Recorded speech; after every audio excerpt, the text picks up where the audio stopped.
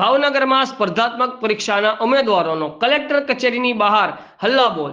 Collector કચેરીના દરવાજા બંધ કરવા પડ્યા।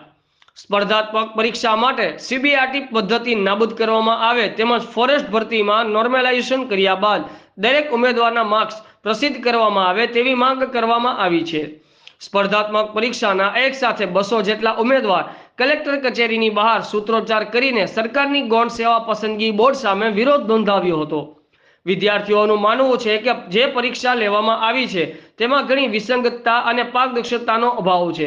જો આગામી સમયમાં વિદ્યાર્થીઓના હિતમાં નિર્ણય લેવામાં નહીં આવે તો વિદ્યાર્થીઓ મોટું આંદોલન કરશે તેવી ચીમકી ઉચ્ચારી હતી।